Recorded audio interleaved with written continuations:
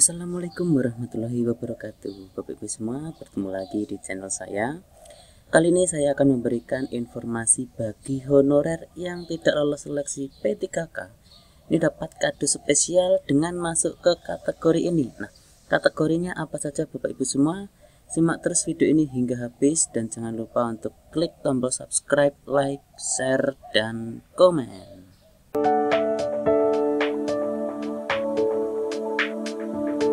Baik Bapak Ibu semua, ini saya kutip dari lengkongayubandung.com.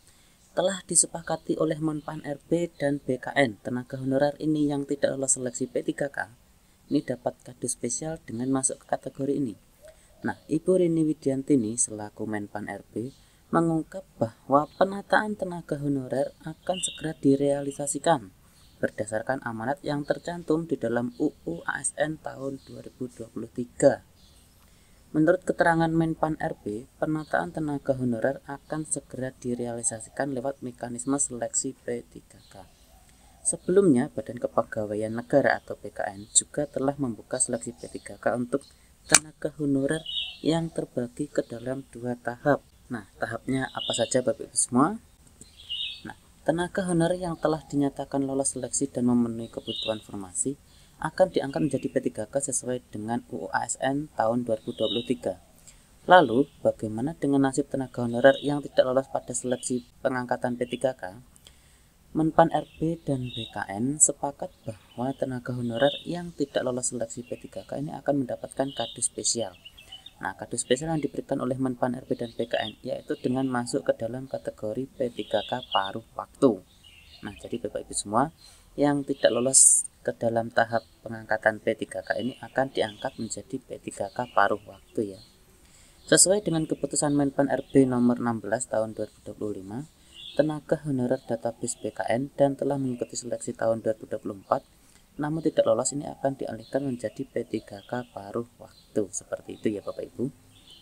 Selain itu, tenaga honorer database BKN dan telah mengikuti seluruh tahapan seleksi namun tidak dapat mengisi kebutuhan formasi juga akan masuk ke kategori P3K paruh waktu. Tenaga honorer ini akan diangkat menjadi P3K paruh waktu apabila jumlah pelamar yang mengikuti seleksi melebihi jumlah lowongan kebutuhan. Nah, jadi Bapak Ibu semua nanti yang sudah mengikuti tes seleksi namun tidak lolos nantinya akan diangkat menjadi P3K paruh waktu. Seperti itu Bapak Ibu semua. Tapi dengan syarat jumlah pelamar yang mengikuti seleksi ini melebihi jumlah lowongan kebutuhan. Seperti itu. Meskipun tenaga honorer ini diangkat sebagai paruh waktu, namun status kepegawaian P3K paruh waktu ini ditetapkan sebagai pegawai pada instansi pemerintah. Menurut keputusan Menpan RB nomor 16 tahun 2025, tenaga honorer yang diangkat sebagai P3K paruh waktu ini juga tetap akan diberikan nomor induk pegawai atau NIP. Nah, kabar gembira ya Bapak Ibu semua. Yang bagi tenaga honorer ini yang mengikuti tes seleksi P3K namun tidak lolos, tetap akan diangkat menjadi P3K namun P3K-nya adalah P3K paruh waktu.